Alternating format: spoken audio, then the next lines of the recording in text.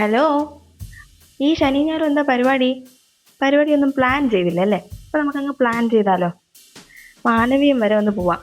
മാനവീയത്ത് നമ്മളുടെ കാനന കാന്തി എന്ന് പറയുന്ന ഒരു പരിപാടി നടക്കുന്നുണ്ട്. വലിയ പരിപാടിയാണെന്ന് പറഞ്ഞ് ഞാൻ തന്നിട്ടൊന്നുമില്ല. ഒരു കുഞ്ഞു പരിപാടിയാണ്. കുറച്ച് സ്റ്റോൾസ് ഒക്കെ ഉണ്ട്. സ്റ്റോൾസിൽ നമ്മളുടെ ഫുഡ് ഐറ്റംസ് ആയിട്ട് കുറേ പായസങ്ങൾ വരുന്നുണ്ട്. ചോക്ലേറ്റ് ചായ അങ്ങനത്തെയൊക്കെ വരുന്നുണ്ട്. പിന്നെ ഇലയട, പഴംപൊരി അങ്ങനെയൊക്കെ ഉള്ള കഴിക്കാനുള്ള ഈവനിങ് സ്നാക്സ് ഒക്കെ ആയിട്ട് കുഞ്ഞു കുഞ്ഞു കുറച്ച് സ്റ്റോൾസ് ഉണ്ട്. പിന്നെ കുറച്ചൊക്കെ നമ്മുടെ ഫോറസ്റ്റ് ഏരിയയിൽ നിന്നുള്ള സാധനങ്ങളാണ് വരുന്നത്. അതായത് നീലാമരിയുടെ പൊടി, കുന്തിരിക്കം, സാൻഡൽവുഡിൻ്റെ അത്തർ, പിന്നെ എന്താ പറയുക, നമ്മളെ മുഖത്ത് അപ്ലൈ ചെയ്യുന്ന രക്തചന്ദനത്തിൻ്റെ പൊടി, കസ്തൂരി മഞ്ഞളിൻ്റെ പൊടി, അതൊക്കെ നല്ല ഒറിജിനൽ തന്നെയാണ് കേട്ടോ. കസ്തൂരി മഞ്ഞളിൻ്റെ പൊടിയൊക്കെ കാണുമ്പോൾ തന്നെ നമുക്ക് മനസ്സിലാവുമല്ലോ അത് ഒറിജിനലാണ്.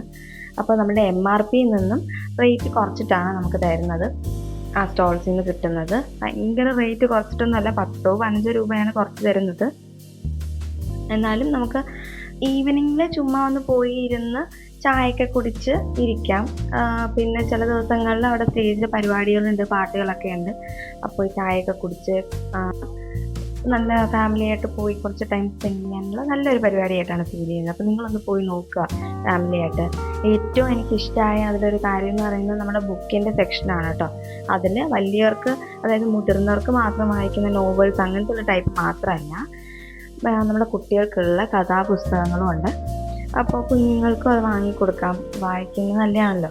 അപ്പം ഇംഗ്ലീഷ്, മലയാളം അങ്ങനെ ബുക്സ് ഉണ്ട്. ഫാമിലിക്കൊരു പുറത്തൊക്കെ പോകുന്ന നല്ല രസമല്ലേ? ഒരു അവധി ദിവസമല്ലേ കിട്ടുന്നുള്ളൂ. നമ്മൾ അവരെ ഒന്ന് സന്തോഷം എന്ന് പറയുന്ന ഒരു 3-4 മണിക്കൂറെങ്കിലും പുറത്തൊക്കെ പോയി ഒന്ന് ഇരിക്കുക എന്ന് പറയുന്നത് വലിയ സന്തോഷമായിരിക്കും. അപ്പോൾ ഒന്ന് പോയി നോക്കൂ, നിങ്ങൾക്ക് ഇഷ്ടമാവും.